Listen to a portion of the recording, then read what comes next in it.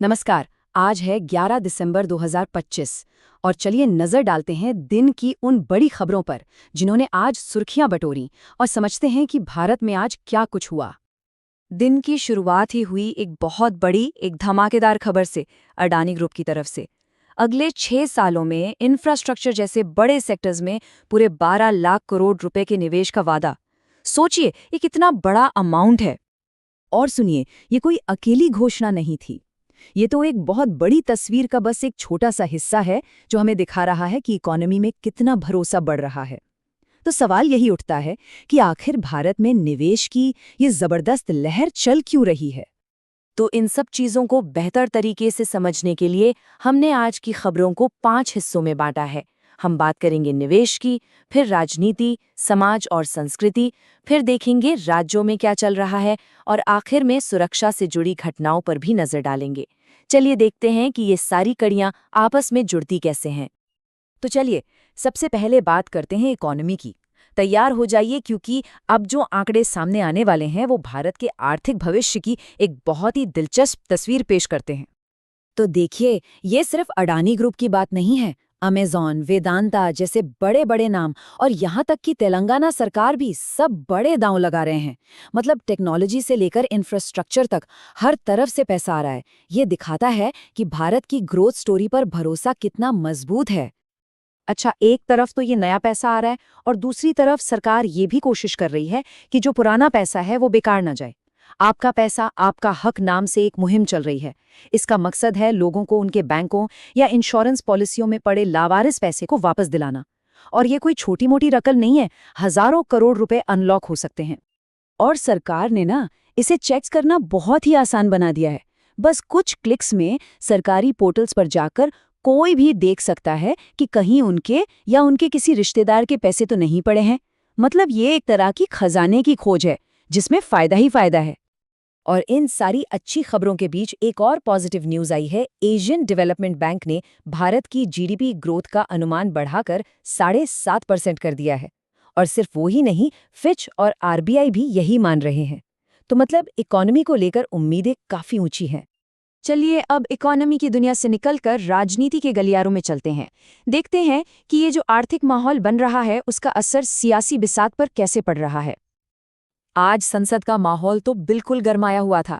एक तरफ गृह मंत्री अमित शाह और दूसरी तरफ विपक्ष के नेता राहुल गांधी, और मुद्दा था चुनावी सुधार। शाह साहब ने मौजूदा सिस्टम का बचाव किया तो वहीं राहुल गांधी ने उन्हें सीधी बहस की चुनौती दे डाली। मतलब तीखी नोकझोंक देखने को मिली। और ये सियासी खींचतान सिर्फ संसद तक ही सीमित नहीं रही। राहुल गांधी की जो जर्मनी यात्रा होने वाली है उसको लेकर भी बाहर खूब हंगामा हुआ। बीजेपी ने तंज कसते हुए उन्हें पर्यटन का नेता कह दिया, तो कांग्रेस ने भी पलटवार करते हुए प्रधानमंत्री मोदी की यात्राओं के आंकड़े सामने रख दिए। बिल्कुल एक क्लासिक पॉलिटिकल ड्रामा। तो राजनीति की गहमागहमी से थोड़ा आगे बढ़ते हैं और अब बात करते हैं उन कहानियों की जो देश के दिल से जुड़ी हैं। मतलब हमारी संस्कृति और हमारे समाज से। और एक बहुत ही बड़ी एक ऐतिहासिक खबर आई है। हमारे रोशनी के त्योहार दिवाली को यूनेस्को ने अपनी अमूर्त सांस्कृतिक विरासत की लिस्ट में शामिल कर लिया है। ये सच में पूरे देश के लिए बहुत बड़े गर्व की बात है।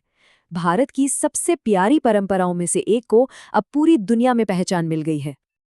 और पता है, दिवाली अब एक बहुत ही खास सूची में शामिल हो गई है। यूनेस्को की इस लिस्ट में भारत के 15 से ज्यादा सांस्कृतिक खजाने पहले से ही मौजूद हैं, जैसे कुंभ मेला, रामलीला और योग। ये हमारी समृद्ध विरासत का कितना शानदार सबूत है ना? अब रुक करते हैं राज्य की राजनीति का, जहां टीएमसी के एक सस्पेंडेड विधायक ने एक बड़ा सियासी धमाका कर दिया है। उन्होंने खुद को बंगाल का ओवैसी बताया है और ऐलान किया है कि 2026 में वो किंग मेकर बनेंगे। ये बयान बंगाल की राजनीति में एक नया मोड़ ला सकता है। चलिए अब थोड़ा और गहराई में जाते हैं और देखते हैं कि अलग अलग राज्यों में क्या हो रहा है। राज्य सरकारों के फैसले आम लोगों की जिंदगी पर कैसे असर डाल रहे हैं। तो देश भर के राज्यों से कुछ बड़ी खबरें आ रही हैं। एक तरफ हरियाणा में किसानों को बहुत बड़ी राहत दी गई है, तो वहीं बिहार में स्कूलों के लिए एक नया हाईटेक अटेंडेंस सिस्टम शुरू हो गया है। मतलब जमीनी स्तर पर बदलाव लाने की कोशिशें हो रही हैं। और हाँ, छत्तीसगढ़ से एक ऐसी खबर आई है जिसे सुनकर शायद थोड़ा अजीब लगे। एक नए आदेश के मुताबिक अब स्कूल के टीचरों की ये भी जिम्मेदारी होगी कि वो स्कूल को सांपों और बिच्छुओं से सुरक्षित रखें। जी हाँ, बिल्कुल सही सुना आपने। मतलब जॉब डिस्क्रिप्शन में एक नया और काफी हैरान करने वाला पॉइंट जुड़ गया है। और आखिर में बात करते हैं पब्लिक सेफ्टी की। आज भले ही कई अच्छी खबरें आईं, लेकिन ये दिन हमें उन चुनौतियों और त्रासदियों की भी याद दिलाता है जिनका सामना हम आज भी कर रहे हैं। आज का दिन देश की सड़कों के लिए काफी दुखद रहा। राजस्थान में एक बस हादसा हुआ, मध्य प्रदेश में एक पुलिस वैन दुर्घटनाग्रस्त हुई और उत्तर प्रदेश में एक बड़ी टक्कर में कई जानें चली गईं। इन हादसों में जिन्होंने अपनों को खोया है, हमारी संवेदनाएं उन सभी परिवारों के साथ हैं। वहीं दूसरी तरफ राजस्थान में तनाव भी काफी बढ़ गया। एक फैक्ट्री को लेकर किसानों का प्रदर्शन हिंसक हो गया और उनकी पुलिस से झड़प हो गई। गाड़ियों को आग लगा दी गई, फैक्ट्री की दीवार तोड़ दी गई। ये घटना दिखाती है कि देश के कुछ हिस्सों में अभी भी कई मुद्दे सुलझने बाकी हैं। तो आज का दिन इन दो तस्वीरों के साथ खत्म हो रहा है। एक तरफ रिकॉर्ड तोड़ निवेश और दुनिया भर में हमारी संस्कृति का सम्मान, और दूसरी तरफ ये दुखद हादसे और जमीनी स्तर पर टकराव। तो सवाल यही उठता है कि इन दो भारत के बीच की खाई को कैसे भरा जाए, और ये कैसे सुनिश्चित किया जाए कि तरक्की का फायदा और सुरक्षा का एहसास हर किसी तक बराबर पहुंचे। ये एक बड़ा सवाल है जिस पर सोचना जरूरी है।